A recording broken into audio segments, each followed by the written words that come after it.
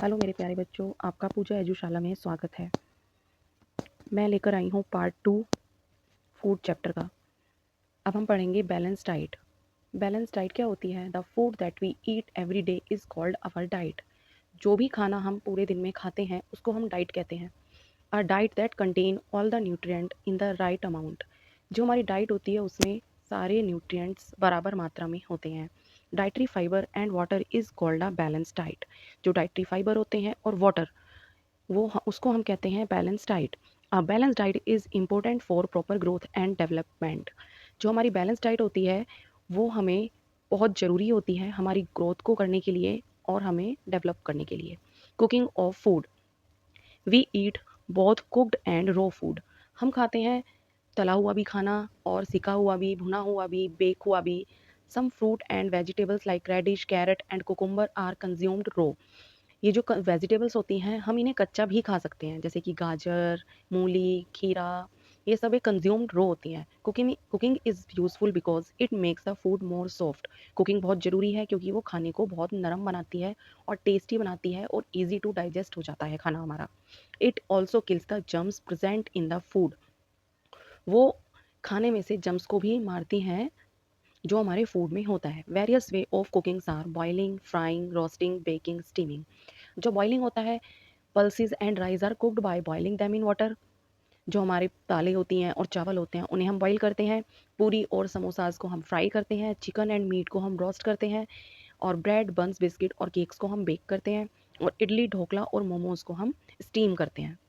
आपका we should keep the following in mind when cooking. जब हम खाना बनाते हैं तो इन बातों का ध्यान ज़रूर रखना चाहिए। डोंट अंडर कुक और ओवर कुक द फूड। हमें खाने को ना ज़्यादा पकाना चाहिए और ना ही कम पकाना चाहिए। Use clean utensils when cooking. हमें अपनी यूटेंसिल्स को कुकिंग करते वक्त साफ़ रखना चाहिए। Before cooking wash the vegetable, beans, rice etcetera. हमें खाना बनाने से पहले सब्जियों को और दालों को धोना चाहिए। Do not take more water for cooking. हमें पानी का ज़्यादा इस्तेमाल नहीं करना चाहिए और ना ही कम इस्तेमाल करना चाहिए। Preservation of food, if the food item are kept for a long period of time and are not stored properly they get spoiled. अगर हम ज़्यादा दिन खाने को प्रिजर्व रखना चाहते हैं और उसको अच्छे तरीके से नहीं रखेंगे तो वो ख़राब हो जाएगा, जो हमारी सेहत के लिए हानिकारक होता है। We should protect the food from getting spoiled. The process of treating food in such a way that it preserve the food value for a long time. जब हम खाने को प्रिजर्व रखते हैं तो उस प्रोसेस को हम क्या कहते हैं? Preservation. We can preserve the food in a number of ways. हम बहुत सारे खाने को प्रिजर्व रख सकते हैं, like drying, dehydrating the food, removing the water content of the food is called dehydration. जब हम खाने में से पानी को ख़त्म कर देते हैं तो उसको कहते हैं हम dehydration, dehydrated. Some foods can be preserve by removing water from them. जब हम किसी फूड को प्रिजर्व रखते हैं तो उसमें से हमें पानी खत्म करना होता है। This prevent them from getting spoiled. ये हमारे खाने को खराब होने से बचाता है। Cauliflowers, milk powder, drying grapes to get raisins, peas and chillies are generally dried for storing. Like जैसे कलीफ्लावर्स होती हैं, मिल्क होता है ड्राई पाउडर में, ड्राइंग ग्रेप्स होते हैं जो कि किशमिश बन जाते हैं, और मटर होती हैं जो सफल मटर ड्राई करके रखी जाती हैं, जो चिली होती हैं generally dried for storing. Picking, pickling, mixing fruit and vegetable with salt, sugar and oil is called pickling। जब हम अपनी वेजिटेबल्स को और फ्रूट्स को सॉल्ट और शुगर और ऑयल के साथ रखते हैं उसे हमें कहते हैं pickling. Mango, lime and some other vegetables like radish, carrot and turnip are preserved by making pickles.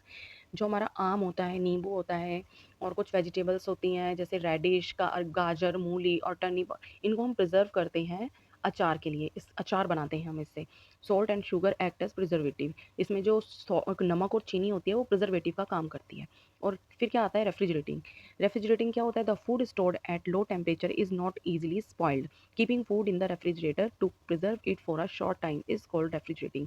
जब हमें अपने फूड को बचाना होता है तो उसको हमें कम टेम्परेचर में रखना होता है, इसलिए हम फ्रिज में रखते हैं ताकि हमारा खाना ठीक रहे, ख़राब ना हो। Thus we can protect our food. हमारे खाने को प्रोटेक्ट रखता है by placing it in our refrigerator. For example, keeping cooked food and fresh vegetable in our refrigerator. जैसे कि हम अपने पके हुए खाने को जो बच जाता है वो फ्रिज में रख देते हैं और अपनी वेजिटेबल्स को फ्रिज में रखते हैं ठीक रहने के लिए।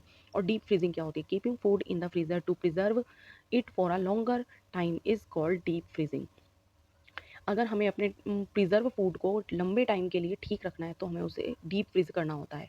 Keeping fish and meat in the freezer preserve the food. अगर हमें अपने मीट को या फिश को प्रिजर्व करना है तो उसे हमें डीप फ्रीजिंग करना होगा।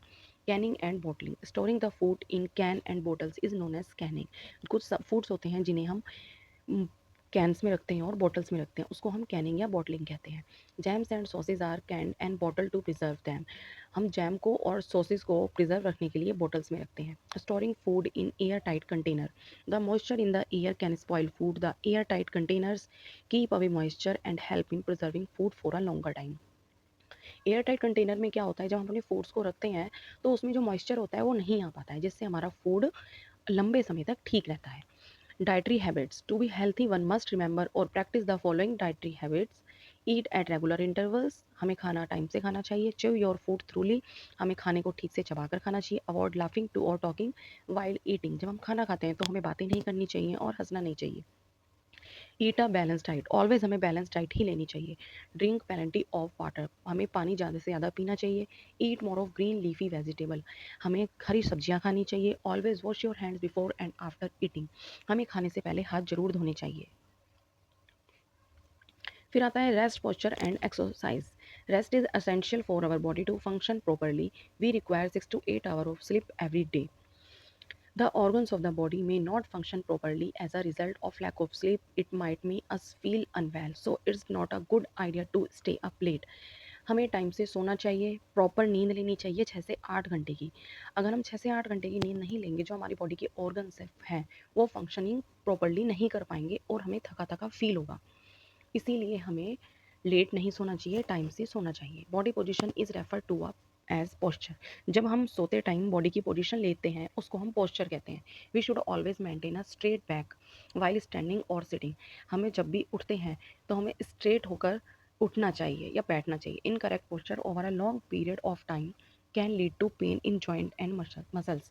अगर हम ठीक पोस्चर में नहीं उठेंगे या बैठेंगे तो लंबे समय बाद हमें जॉइंट्स में पेन और मसल्स में पेन होने लगेगा. टू मेंटेन गुड हेल्थ, हमें ठीक हेल्थ रखने के लिए वी शुड एक्सरसाइज डेली, हमें एक्सरसाइज डेली करनी चाहिए. We can maintain our fitness by engaging in regular exercise and playing outdoor sports like cricket, football and hockey. हमें एक्सरसाइज करनी चाहिए फिट रहने के लिए और हमें खेलना चाहिए बाहर, जैसे कि क्रिकेट खेलते हैं या फुटबॉल और हॉकी. योगा करनी चाहिए. A traditional form of exercise help in maintaining physical fitness, जिससे हम अपनी फिजिकल फिटनेस अच्छी रख सकते हैं. तो आपका फूड चैप्टर यहीं पर ख़त्म होता है. कल मिलते हैं आपकी नई वीडियो के साथ और नए चैप्टर्स के साथ. कैसा लगा आपको कमेंट में ज़रूर बताना.